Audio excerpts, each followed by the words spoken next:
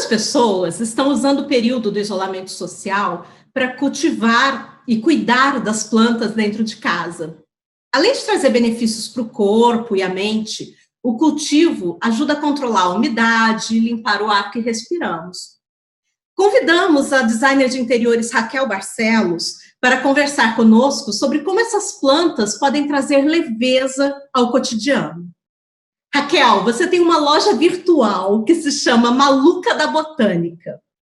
Sendo designer de interiores, como que você começou a se interessar por esse assunto das plantas? Eu cresci muito, é uma memória muito afetiva para mim, de cheiro de terra molhada, de chuva, de mato, de a boiada passando na porta da minha casa, assim, de brincar na terra. Então, além de eu ter essa coisa, acho que me desenvolveu, foi desenvolvendo dentro de mim enquanto pessoa. Meus pais sempre gostaram de mexer nos canteiros em terra. O nome em si, eu nunca pensei de fato em trabalhar com isso. Apesar de sempre ter gostado, sempre ter tido plantas na minha casa, mas o nome, por exemplo, ele veio de uma brincadeira de uma loja que eu trabalhava na época da faculdade, que vendia artigos de decoração e entre eles vendiam alguns terrários.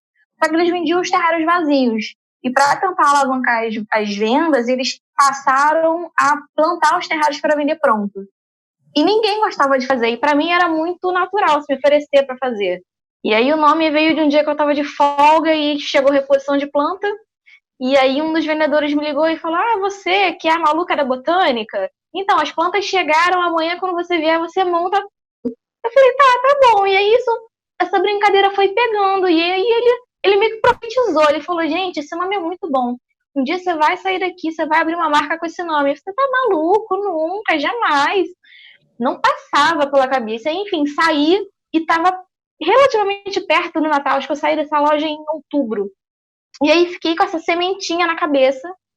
E aí eu falei, bom, ou eu abro pro Natal, ou eu desestimulo e não abro mais. E aí, 20 de novembro, no feriado de 20 de novembro, eu lancei a página e aí comecei esse negócio de plantas e é maravilhoso. Para mim é terapêutico. Para além de um trabalho, é uma questão assim, para quem precisa se ocupar nesse ócio de quarentena, é ótimo. E para mim, eu crio um vínculo muito mais próximo com as pessoas com quem eu vendo. Porque eu posso até vender 2 vasos iguais, mas eu não vendo 2 arranjos iguais. Então, isso até é um apelo para minha venda. Porque eu posso dizer que é um presente único, é uma coisa que foi feita para aquela pessoa, especificamente para aquela pessoa. E não é uma blusa que você vai andar no shopping e você vai ver outra pessoa vestida igual a você. Raquel, você concorda que as pessoas estão cada vez mais tentando trazer o verde para dentro de casa? Você acha que isso tem a ver com uma experiência, como você relatou, sua experiência pessoal, de tentar encontrar essa natureza que a gente não vê nos espaços urbanos, nas grandes cidades, ou tem uma relação com essa questão afetiva de ver uma vidinha crescer, ou com a consciência ambiental que vem crescendo? Qual a sua opinião? Eu não vou dizer que eu tenho a pretensão de dizer que eu gero consciência ambiental com as minhas plantinhas, mas eu acho que esse é um assunto que está tão sendo discutido hoje em qualquer canto. A gente liga a TV, na política está se discutindo, para a qualidade de vida se discute. Eu acho que é mais uma questão da pessoa transformar a casa dela num refúgio mesmo. A gente não tem como sair dessa loucura da cidade grande, e eu vejo que, principalmente nesse período de quarentena, muitos clientes, eu vou acabar falando no feminino porque a maioria, 90% são mulheres mesmo, elas compram para fazer do ócio um ócio produtivo, para elas terem o que fazer dentro de casa. Então, comprou a primeira e aí compra a segunda e compra a terceira e aí começa meio que a colecionar. Eu tenho pessoas que colecionam suculentas que não têm, nem importa tanto qual é o vaso que tá, simplesmente essa eu não tenho, e aí a pessoa acaba comprando. E realmente se torna, eu tenho uma amiga e ela vai se sentir muito honrada de estar sendo citada nesse momento, ela tem 7 vasos na minha casa esperando serem buscados. Que ela resolveu reformar o apartamento dela agora nessa quarentena, e ela falou, não, fique com todos eles aí. E ela é uma compradora quase compulsiva dos vasos, e eu acho então que é uma questão mesmo de transformar a sua casa num cantinho de refúgio seu, assim. Eu acho que a missão da Maluca da Botânica, ela é levar para cada casa, para cada cantinho, um pouquinho de vida. E eu acho que planta é isso, é você ter vida dentro de casa. Assim, ela te traz um outro ar, um outro ambiente que eu acho que, a mim, pelo menos, funciona muito bem para descansar, para relaxar, para dar um outro ambiente mesmo. E a gente vê muito em festas de casamento, de aniversário, suculentas como brindes, ou mudas como brindes. Eu queria que você desse uma dica para as pessoas sobre o que fazer com aquele ser vivo que ela acabou de ganhar, como, né, dar um ambiente melhor para ele, o adequado é tirar daquele vasinho ou não, e como começar essa coleçãozinha, né? Tipo, dá alguma dica, alguma coisa que as pessoas possam fazer. A questão do vasinho de plástico, acho que primeiro a gente tem que aprender a ressignificar as coisas. Você não precisa necessariamente ter um vaso de cerâmica ou um vaso de barro. Qualquer recipiente que segura a terra é um vaso em potencial. Então, uma xícara, uma garrafa PET, eu tenho clientes que ficam mandando fotos para mim que fez uma Frida Kahlo com uma garrafa de amaciante. Eu acho maravilhoso isso. É um vaso, tá lá, qualquer coisa é. Taças, enfim, copos. Dicas que eu ultimamente tenho feito bilhetinhos e mandado junto com as plantas. Por uma forma de dar boas-vindas, de ser simpático. Alguns vasos têm nomes, os vasos que são de meninas e meninas, eles têm nomes, então eu os apresento no bilhetinho. Mas, basicamente, vão cinco cuidados, assim, que eu acho que é o clássico. Tirando as peculiaridades de rega de cada tipo, primeiro você tem que deixar a sua planta num ambiente que tenha a luz natural. Ela não necessariamente, nem todas precisam de sol, algumas são de sombra, mas inevitavelmente ela precisa de luz natural. Então, se você vai colocar que é uma das dicas, não colocar em banheiro. Se você vai colocar num banheiro que não tem janela, você vai matar sua planta. Nesse caso, assim, é planta de plástico. Eu tenho que dizer que não tem mágica para isso. Então, ambiente natural, luz natural, ambiente arejado, porque não adianta você deixar num lugar que é muito quente, que vai ficar abafado. Em algumas plantas você pode provocar mofo, ou você pode provocar um fungo, e isso aí eu já tentei salvar, é muito difícil recuperar, geralmente é perda da planta mesmo. O banheiro, não apenas pela questão da janela, mas pela questão do vapor do banho, que é uma coisa que as pessoas não reparam. Às vezes a pessoa fala, a minha planta morreu no banheiro. Por quê? Porque o vapor do banho é como se você estivesse regando a sua suculenta em excesso. Então ela vai acabar morrendo por causa do vapor do banho, que pouquíssimas pessoas reparam nisso. A rega peculiar de cada uma, e assim, mesmo que você procure, que você leia, você sempre fica, mas você vai molhar uma vez por mês? Ou você vai molhar uma vez por semana? Gente, eu sempre brinco que a suculenta, ela sobrevive na negligência. Tu esquece ela ali, quando você esquece, botou num cantinho que você esqueceu, você fala, morreu. Quando você botar ela vai estar linda, plena, ela sobrevive, gente. Ela não vai entrar nessa de sofrimento. E outra coisa que eu sempre digo, muito mais fácil você recuperar uma planta que está secando do que uma que você melou. Porque a água você não consegue tirar. Você consegue colocar água, mas tirar o que você botou em excesso você não consegue. E o último recadinho, que é inevitável, é muito importante, por mais subjetivo que seja, é amor. Planta gosta de atenção. Eu converso com as minhas plantas todos os dias.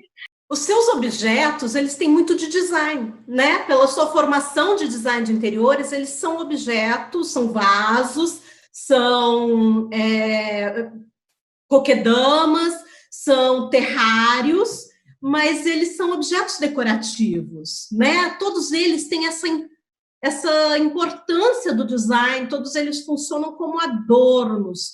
Então, assim, existe uma planta certa para cada cômodo? Como você daria dicas? Eu não sei onde colocar aquele terrário, eu não sei onde na minha casa, eu não tenho uma varanda, aonde caberia colocar uma planta? Já sei que não posso colocar no banheiro, que a coitada vai morrer. Ok, mas o que você sugere como decoração mesmo, como integração dessas plantas com a decoração? Acho que para essa situação não tem muito para onde correr do que você pesquisar a respeito da planta que você vai querer. As plantas que são verde escuros, elas têm a tendência a precisarem de menos manutenção do que as que são verde clarinhas. As verdes puras, elas geralmente são plantas que você pode colocar dentro de casa e não vai necessitar de tanto sol. Então, de regra geral, isso não é uma regra absoluta, mas de regra geral, as plantas que são verdes claras, elas tendem a precisar da luz do sol mesmo que não seja um sol pleno, mas ou que seja o sol da manhã ou o sol da tarde. Elas tendem a ser mais sensíveis do que as que são mais verdes puras. Então, se você começa a pesquisar as plantas que são para dentro de casa, você vai ver. Eu não trabalho com flores, né? Assim, eu trabalho com flores muito pontualmente. Se alguém me pede uma coquedama de orquídea, alguma coisa assim, perguntar, eu sou uma negação para falar de flores. Eu vou no Pastor Google e procuro a respeito também, porque eu não sei. Mas geralmente as plantas de interior, elas são folhagens e geralmente elas são as verdes escuras mesmo, assim. Então, você tem muito que prestar atenção no seu ambiente, em relação ao e a sua disponibilidade. Tem muito isso. Tem gente que quer ter planta, mas não quer cuidar. Eu já dei essa resposta a clientes que chegaram para mim e falaram: essa é a planta que não precisa cuidar, né? Eu falei: não, essa é a de plástico. A planta que não precisa cuidar é a de plástico. Toda planta precisa de cuidado, mesmo que seja mensalmente. Então, se você quer ter um espaço muito verde, você quer ter uma parede verde na sua casa, mas você não quer ter o cuidado com as regas, com se bate sol, não vai funcionar nunca, independente da planta que você vai colocar. Então, eu acho que primeiro a sua disponibilidade de você estar ali realmente cuidando daquilo é uma criança, é um bichinho que você ali alimenta e leva para passear todo dia. Ter plantas é você ter o hábito realmente de separar um tempo para você observar. Sabe o que a gente queria, Raquel? Que você desse uma dica, que você desse um passo a passo para quem está super disposto a assumir essa responsabilidade e fazer sua própria coquedama. Você pode ajudar a gente com essas dicas? Eu fiz um passo a passo de fotos com vocês e, na verdade, assim, usar a argila, ela facilita no sentido de você dar o formato na coquedama. Para quem não conhece, a coquedama é aquele arranjinho que você coloca musgo e enrola. Isso é uma técnica oriental para cultivar plantas em pequenos espaços. Então, tem pessoas que realmente cultivam bonsais ou até mudas maiores. Eu, como eu sou da área das suculentas, eu acabo fazendo com mudas menores. Mas não tem segredo, mas a argila ajuda. Mas se você fizer pequenininho, você quiser fazer a habilidade de fazer diretamente na mão, você vai lá, se prepara que você vai fazer sujeira. Não tem como fazer coquedama com limpeza, a gente vai fazer sujeira. Você vai precisar de argila de escola, argila, enfim, a que você achar no mercado, você encontra com muita facilidade por aí. Vai precisar de musgo, vai precisar de um fio. Esse fio não necessariamente precisa ser barbante ou sisal. Eu gosto de usar fios naturais, materiais naturais. Mas se você quiser fazer colorido, tem muita gente que usa linha encerada para poder fazer colorido, com mais de uma cor. Isso aí fica a seu critério, a espessura do fio. Você tem a muda que você vai usar, terra e o musgo. E cola branca. A cola branca é um pulinho do gato, também ajuda para os iniciantes. Então, o primeiro passo é você pegar a argila e você moldar uma bola oca, só que você precisa deixar o espaço para você conseguir colocar a mudinha depois. Se você tiver muita dificuldade, se a argila estiver muito úmida, você coloca um plástico, um saquinho, num bowl que você tenha em casa para ajudar a dar o formato. Deixa ela secando uns 2 dias no sol. Depois disso, você vai tirar a plantinha do vaso, e tirar a plantinha do vaso é um problema para as pessoas, principalmente se a raiz já passou pelo furo embaixo do vaso. Se a raiz passou para o furo de baixo, você tem que realmente cortar aquela raiz que está sobrando ali embaixo, e você pega o vasinho de plástico e você amassa ele para a terra soltar, para você tirar com facilidade, senão você acaba quebrando a mudinha na hora que você vai soltar. Você segura pelo talo, nunca puxa pelas folhas, que você vai arrancar todas as folhas. Pega pela base da planta, você puxa, ela vai sair no formato do vasinho quase, assim. Se a terra estiver seca, mais fácil ainda.